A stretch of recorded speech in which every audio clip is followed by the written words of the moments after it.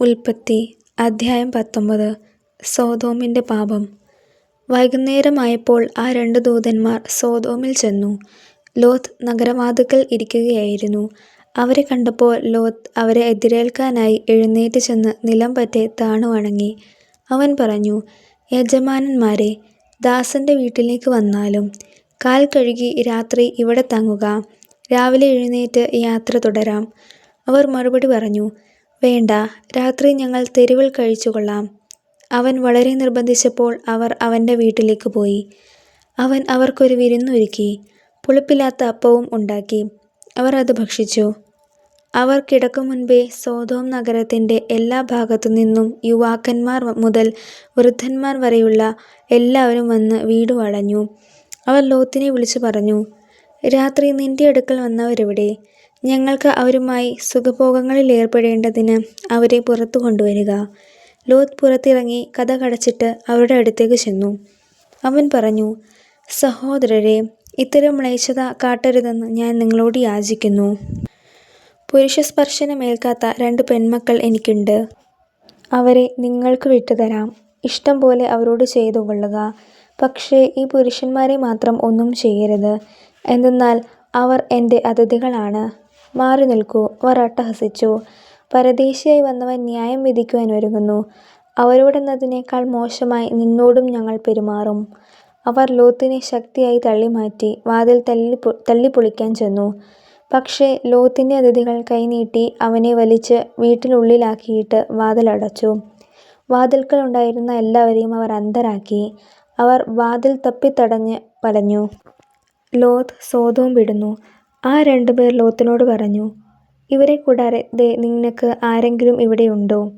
പുത്രന്മാരോ പുത്രികളോ മരുമക്കളോ മറ്റാരെങ്കിലുമോ നഗരത്തിൽ ഉണ്ടെങ്കിൽ എല്ലാവരെയും ഉടൻ പുറത്ത് കടത്തിക്കൊള്ളുക. ഈ സ്ഥലം ഞങ്ങൾ നശിപ്പിക്കാൻ പോവുകയാണ്.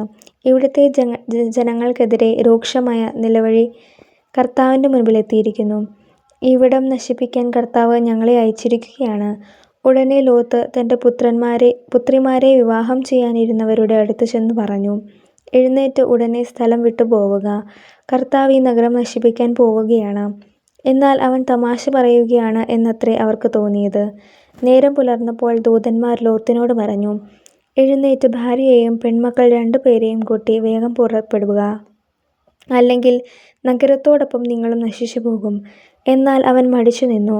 കർത്താവിന് അവനോട് കരുണ തോന്നിയതുകൊണ്ട് ആ മനുഷ്യർ അവനെയും ഭാര്യയെയും മക്കളെയും കൈപിടിച്ച് നഗരത്തിന് പുറത്തേക്ക് കൊണ്ടുപോയി വിട്ടു.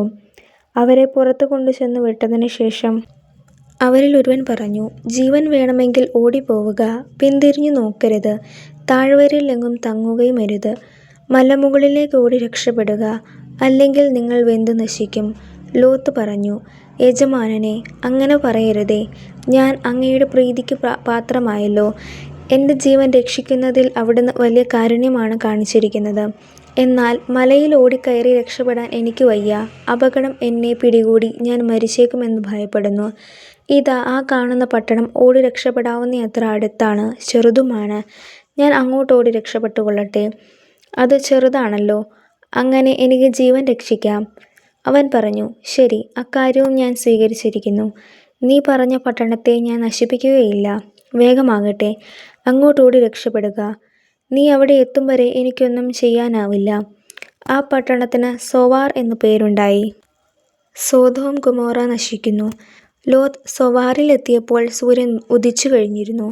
കർത്താവ് ആകാശത്തിൽ നിന്നും സോദോമിലും ഗൊമോറായിലും അഗ്നിയും ഗന്ധവും വർഷിച്ചു. ആ പട്ടണങ്ങളെയും താഴ്വരകളെയും അവയിലെ നിവാസികളെയും സസ്യലതാദികളെയും അവിടുന്ന് നാമാവശേഷമാക്കി. ലോത്തിൻ്റെ ഭാര്യ അവൻ്റെ പിറകെ വരുകയായിരുന്നു.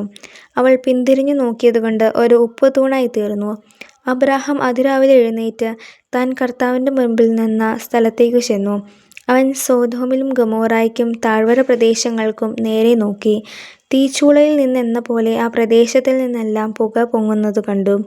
താഴ്വരയിലെ നഗരങ്ങൾ നശിച്ചപ്പോൾ ദൈവം അബ്രാഹത്തെ ഓർത്തു. ലോത്ത് പാർത്തിരുന്ന ഈ നഗരങ്ങളെ നശിപ്പിച്ചതോർത്തപ്പോൾ അവിടുന്ന് ലോത്തിനെ നാശത്തിൽ നിന്നും രക്ഷിച്ചു. മോവാബ്യർ, അമ്മോന്യർ. സോവാറിൽ പാർക്കാൻ ലൂത്തിന് ഭയമായിരുന്നു. അതുകൊണ്ട് അവൻ തൻ്റെ 2 പെൺമക്കളോട് കൂടെ അവിടെ നിന്നും പുറത്തു കടന്ന് മലയിലൊരു ഗുഹയ്ക്കുള്ളിൽ പാർത്തു. മൂത്തവൾ ഇളയവളോട് പറഞ്ഞു, നമ്മുടെ പിതാവിന് പ്രായമായി. ലോകനടപ്പനുസരിച്ച് നമ്മളോട് സംഗമിക്കുവാൻ ഭൂമിയിൽ വേറൊരു പുരുഷനുമില്ല. അപ്പനെ വീഞ്ഞു കുടിപ്പിച്ച് നമുക്ക് അവനോടൊത്ത് ശയിക്കാം. അങ്ങനെ അപ്പൻ്റെ സന്താന പരമ്പര നിലനിർത്താം. അന്നു രാത്രി പിതാവിനെ അവർ വീഞ്ഞു കുടിപ്പിച്ചു. മൂത്തവൾ പിതാവിൻ്റെ കൂടെ ശയിച്ചു. അവൾ വന്നു കിടന്നതോ എഴുന്നേറ്റ് പോയതോ അവൻ അറിഞ്ഞില്ല. പിറ്റേന്ന് മൂത്തവൾ ഇളയവളോട് പറഞ്ഞു, ഞാൻ ഇന്നലെ അപ്പനോടൊത്ത് ശയിച്ചു. ഇന്നും നമുക്കവനെ വീഞ്ഞു കുടിപ്പിക്കാം. ഇന്ന് നീ പോയി അവനോടുകൂടെ ശയിക്കുക.